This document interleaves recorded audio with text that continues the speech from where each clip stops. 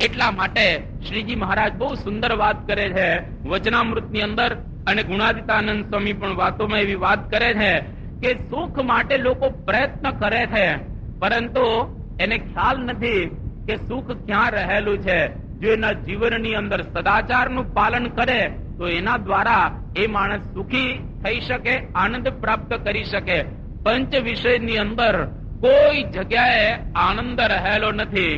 એટલા માટે રામાયણમાં તુલસીદાસજી બહુ સુંદર વાત કરે છે કે નાથ વિષય સમમદ કછુ નાહી, મુનિ માન મોહકા રહી છન માહી.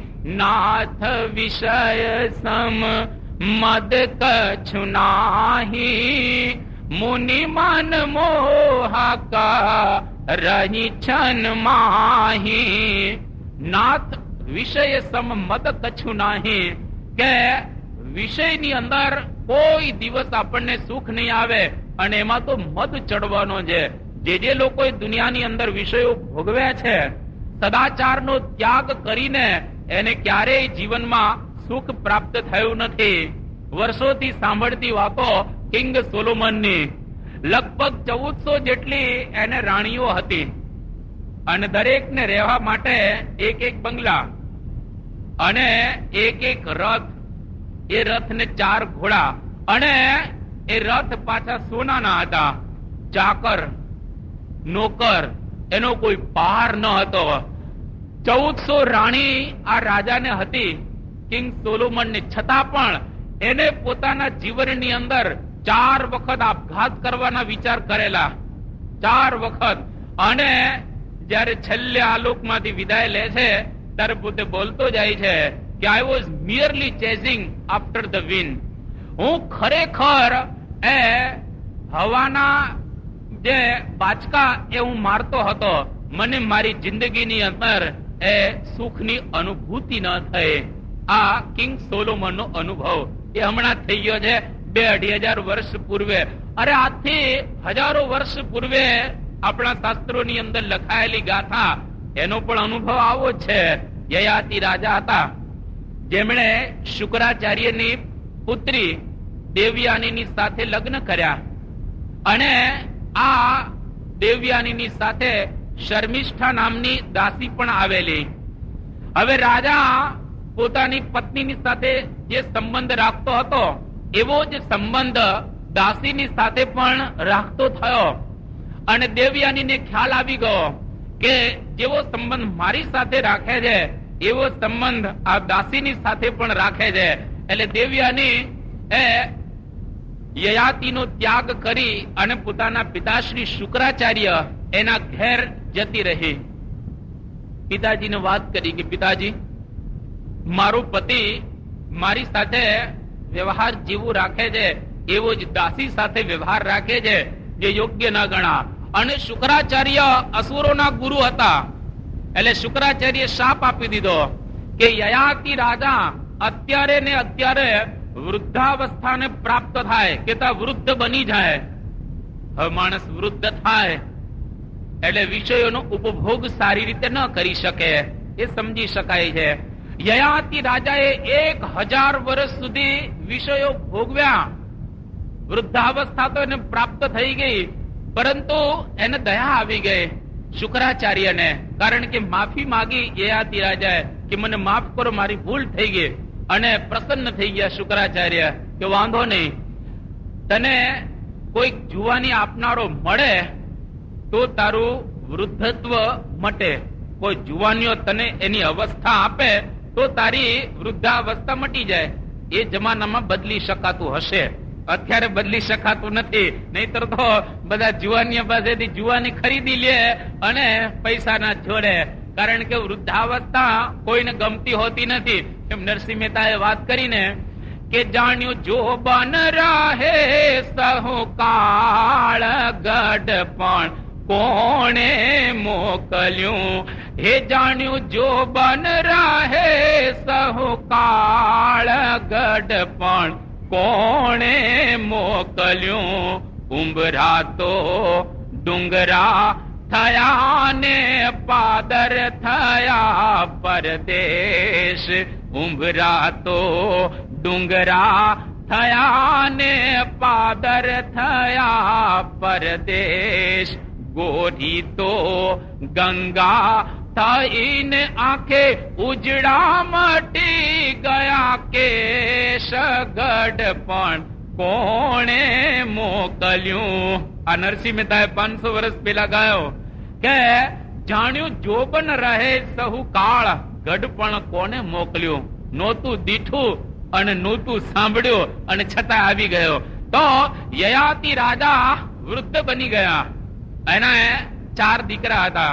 એક દીકરાને વિનંતી કરી કે બેટા, મારા અંતરની અંદર વિષય ભોગવવાની તીવ્રતા હજુ ઘણી બધી રહેલી છે, તો મારી એવી ઈચ્છા રહ્યા કરે છે કે તારી જુવાની મને તું આપી દે. પૂરું દીકરો સમજ્યો હતો. એને કહ્યું કે પિતાશ્રી વાંધો નહીં, હું મારી જુવાની તમને આપું છું. અને પુરુ નામના દીકરાએ યુવાની પોતાની આપી દીધી. યયાતિ રાજા યુવાન બની ગયા, પુત્ર વૃદ્ધ બની ગયો.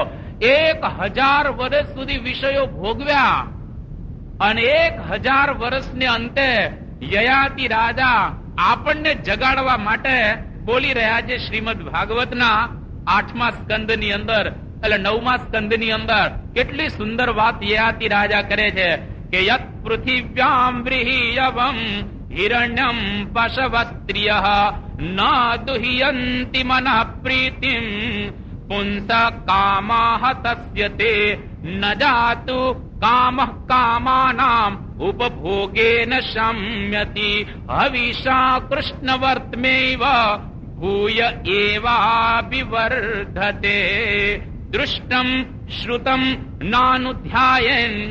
એમ કરી અને આ યયાતિ રાજા ઘણા બધા શ્લોકો બોલે છે, પરંતુ 2 શ્લોક અતિ અગત્યના આપણા માટે કહે છે કે યત પૃથિવ્યામ વ્રીહિ યવમ હિરણ્યમ પશવઃ સ્ત્રિયઃ, કે આ પૃથ્વીની અંદર જેટલું કઈ ધન છે એ માણસને આપી દેવામાં આવે, જેટલું કઈ સોનું છે એ પણ માણસને આપી દેવામાં આવે. પેલાના જમાનામાં પશુ ધન કહેવાતું, પશુ ધન. ગોધન કહીએ છીએ આપણે, ગોધન, ગાયોને ધન કહેવામાં આવતું હતું, કે જેટલા પશુઓ છે એ બધા જ આપી દેવામાં આવે. સ્ત્રીય એટલે કે દુનિયાની બધી સ્ત્રીઓને આપી દેવામાં આવે તો પણ એની વાસના કોઈ દિવસ શાંત થાય એવી નથી.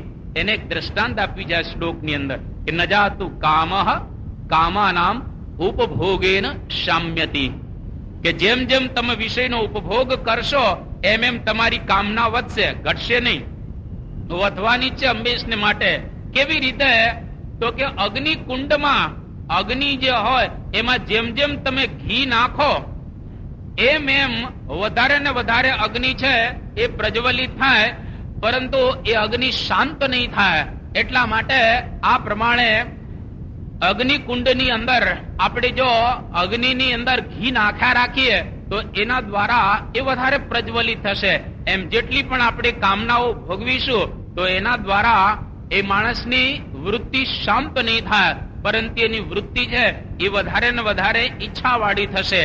એટલા માટે અહીંયા આગળ શ્રીજી મહારાજ કહે છે કે પંચ વિષયમાંથી કોઈ દિવસ કોઈને સુખ આવ્યું હોય એવી કોઈ મોટાએ કલમ લખી નથી. ગુણાતીતાનંદ સ્વામીની પણ આ જ વાત છે કે પંચ વિષયમાં સુખ છે એવી કોઈ મોટાએ કલમ મૂકી નથી.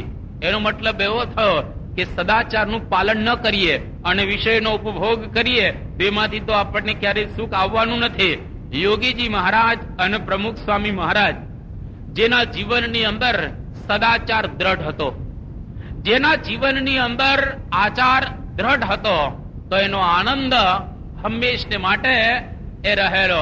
કોઈ દિવસ જેના જીવનની અંદર એને દુઃખ આવ્યું નથી.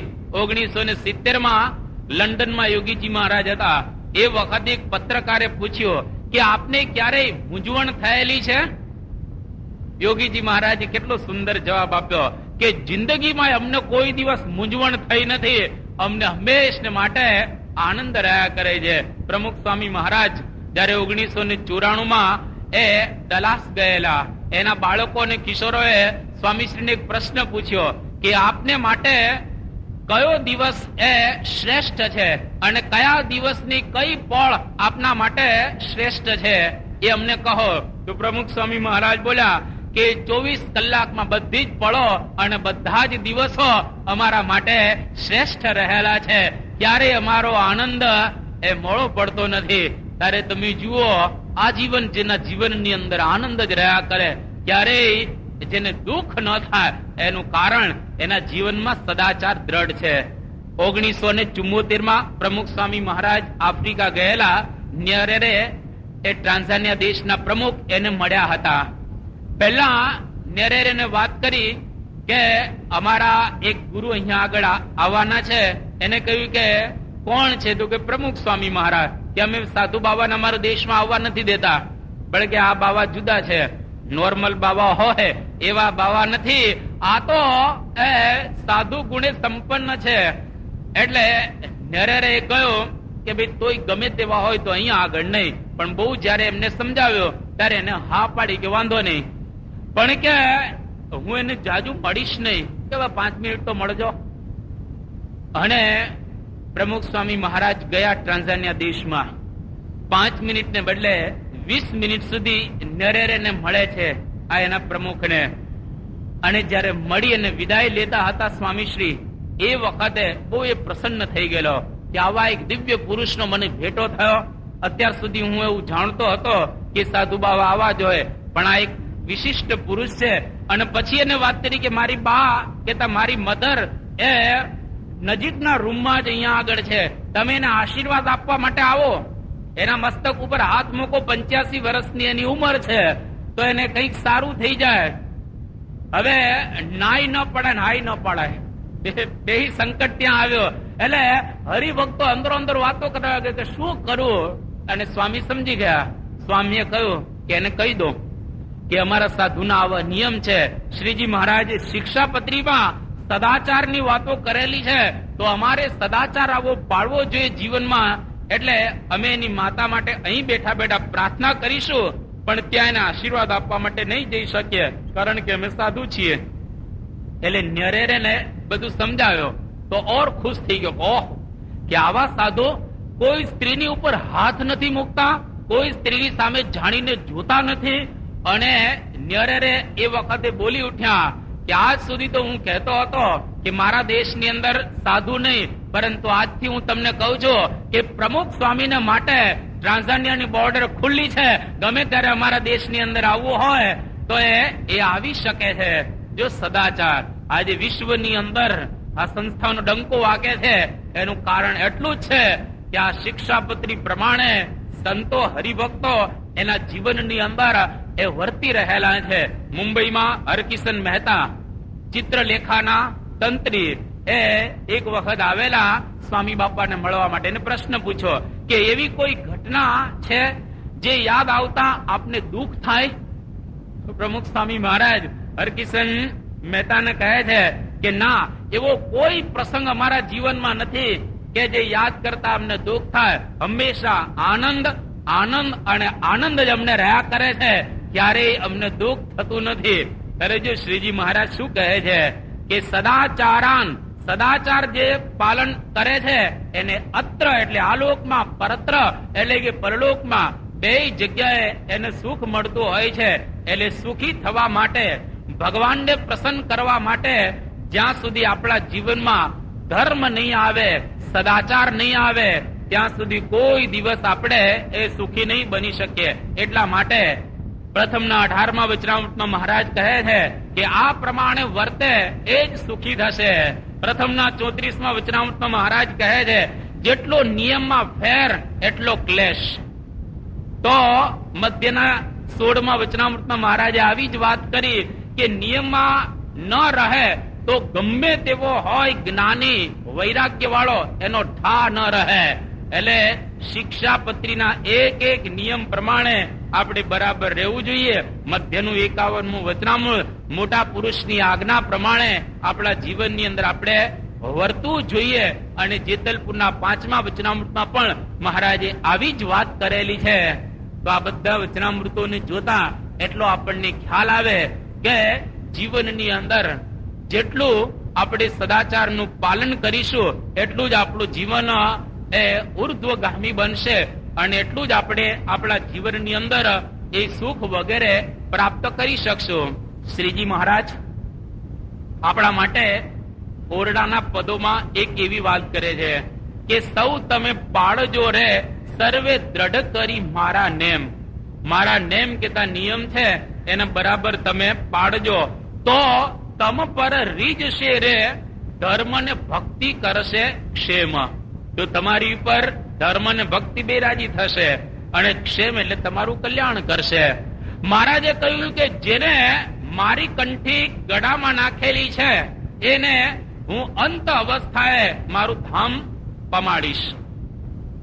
જે દિવસે આપણે કંઠી બાંધીએ છીએ કોઈને ખ્યાલ છે મંત્ર કેવો સુંદર મંત્ર બોલીએ છીએ? સંતોની પાસે તમે ઘણી વખત સાંભળ્યો હશે મંત્ર. જે દિવસે કંઠી બાંધીએ છીએ એ વખતે આપણને સંતો મંત્ર આપે છે કે કાળ, માયા, પાપ, કર્મ, યમ, દૂત, ભયાત અહમ શ્રી સ્વામિનારાયણમ શરણમ પ્રપન્ન અસ્મિ સહ પાતુ મામ. તો આ મહામંત્ર એ આપણા જીવનની અંદર સંતો આપણને આપે છે કે કાળ, માયા, પાપ અને કર્મ અને યમદૂત આ પાંચના ભય થકી ભગવાન હવે તમારી રક્ષા કરશે અને હવે તમે કોઈ ચિંતા એ કરતા નહીં. એટલે શ્રીજી મહારાજે કહ્યું કે કંઠી બાંધેલી હશે તો હું તમને ધામમાં તેડી જઈશ કે મારા જનને અંત કાળે જરૂર તેડવાયાવમું વિરુદ્ધ મારું એ ન બદલે તે સર્વે જનને જણાવવું કે અંત કાળે મારા જનને હું તેડવા માટે આવીશ. એ મારું વિરુદ્ધ છે, એ ક્યારેય બદલાશે નહીં.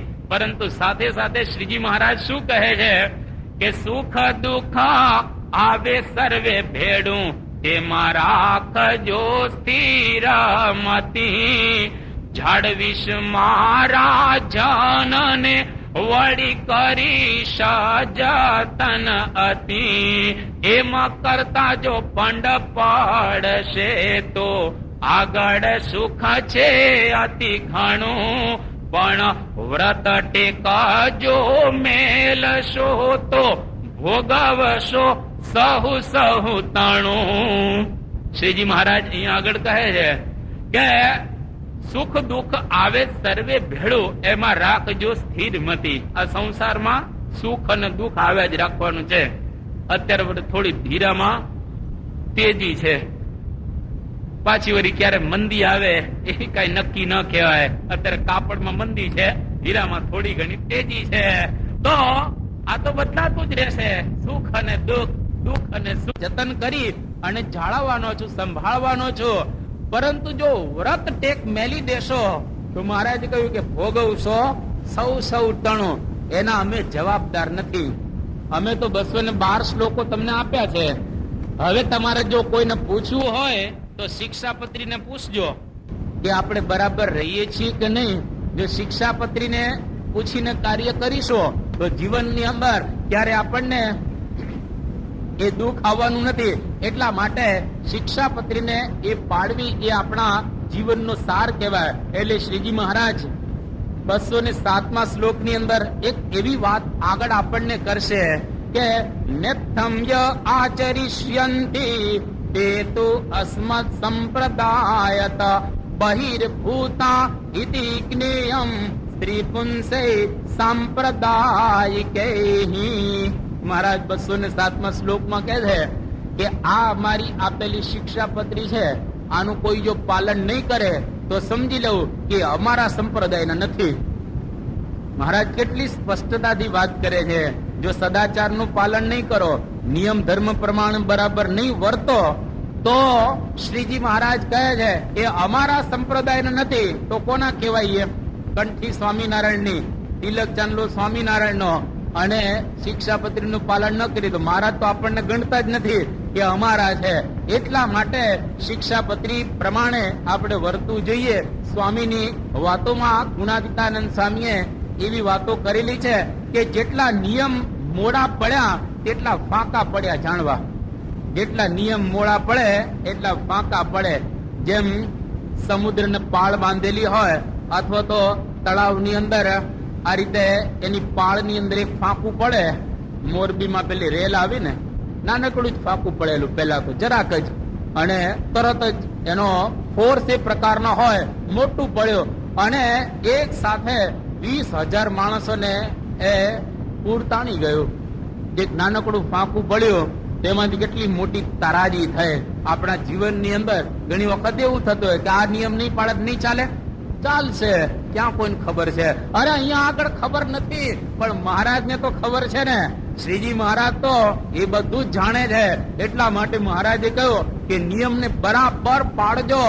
અને 100 વાતની એક વાત છે કે અમારી આજ્ઞાને તમે લોપતા નહીં. નિષ્કુળાનંદ સ્વામીએ એના કાવ્યની અંદર આ લખી નાખ્યો કે 100 વાતની એક વાત છે, નવ કરવો આજ્ઞા લોપા, રાજી કરવાનું રહ્યું પરું પણ કરાવે નહીં હરીને કોપા.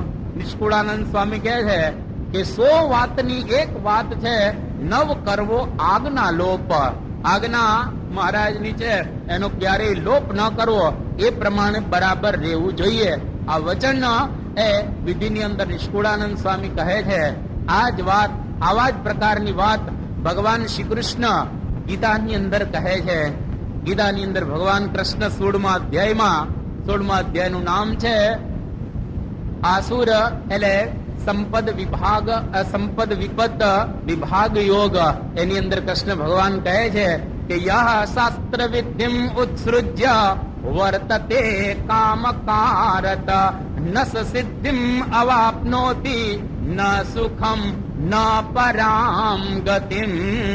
કે શાસ્ત્રની અંદર જે કઈ વિધિઓ બતાવવામાં આવી છે, સદાચાર બતાવવામાં આવ્યો છે, એ સદાચાર પ્રમાણે જો તમે નહીં રહો તો તમને નસ સિદ્ધિમ અવાપ્નોતિ, આલોકની અંદર પણ એને સિદ્ધિ પ્રાપ્ત નહીં થાય, ન સુખમ, એને આલોકમાં પણ સુખ નહીં મળે, ન પરામ ગતિમ, શ્રેષ્ઠ ગતિ પણ એને પ્રાપ્ત નહીં થાય. એટલા માટે દરેક શાસ્ત્રની અંદર નિયમો અને અનુશાસન બતાવવામાં આવેલું છે.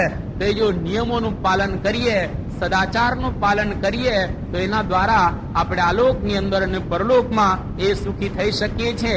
એટલા માટે બાઇબલની અંદર એ પણ આવી જ વાત કરવામાં આવી છે કે he that keeps the law happy is હી.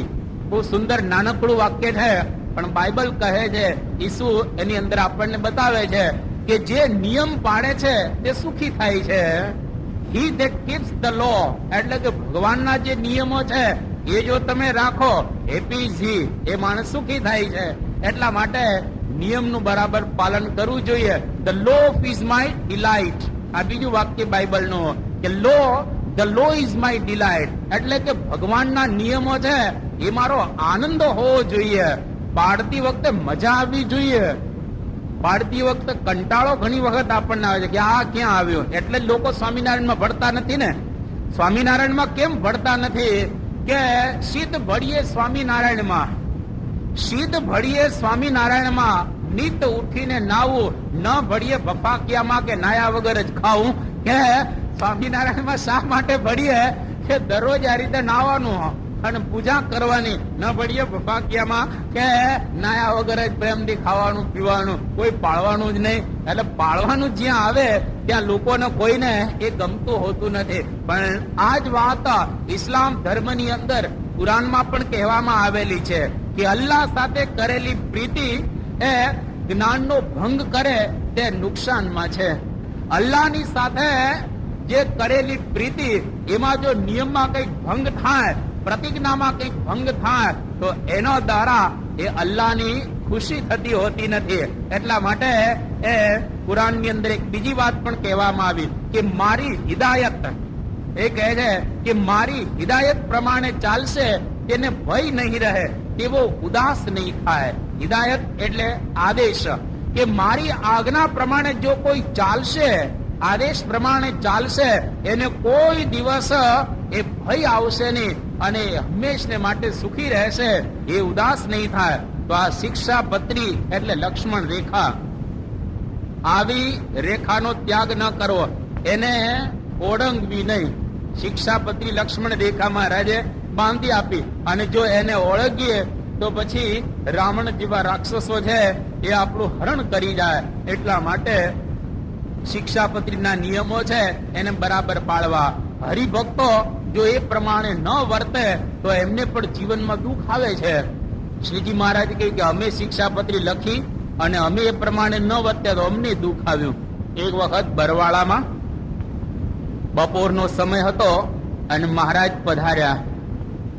હવે આ ગામની અંદર બે ભાઈઓ રહેતા હતા. નાના ભાઈને ભગવાન પ્રત્યે ભાવના હતી, મોટાને ન હતી. અને નાના ભાઈએ કહ્યું કે મારા ભાઈનો ડેલો ખાલી છે, એમાં તમે ઉતરો. શ્રીજી મહારાજ કહ્યું કે અમે શિક્ષાપત્રીમાં લખ્યું છે કે ધણીને પૂછ્યા વગર કઈ કાર્ય કરવું નહીં, એને પૂછીને કરવું, અને ઉતારો પણ ત્યાં ન કરવું ધણીને પૂછ્યા વિના. પણ નાના ભાઈએ કહ્યું એટલે મહારાજ ત્યાં આગળ ઉતર્યા અને મોટો ભાઈ આવ્યો. એને સત્સંગનો રંગ હતો નહીં, શ્રીજી મહારાજ પ્રત્યે ભાવના હતી નહીં.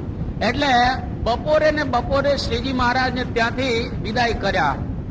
મહારાજને કહ્યું નીકળી જાઓ અહીંયા આગળ. સંઘ સાથે હતો, સંતો પણ હતા. ગુણાતીતાનંદ સ્વામી પણ એ વખતે સાથે હતા. અને બપોરના સમયે જમ્યા વગર શ્રીજી મહારાજે બરવાળામાંથી વિદાય લીધી.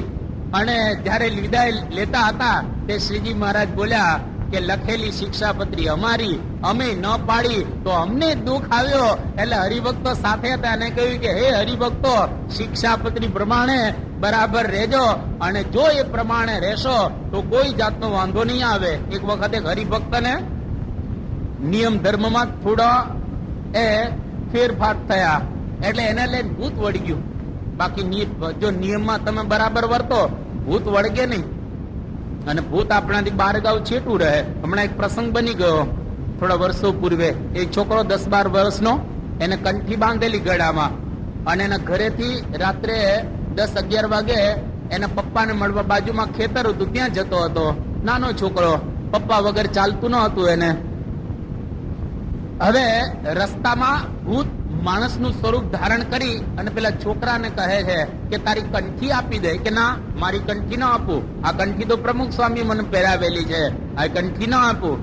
પણ પેલું ભૂત એને બહુ પ્રલોભનો આપે છે કે તારી કંઠી આપતો તને હું આટલું આપું. પેલો છોકરો કે ના, મારી કંઠી ના આપું.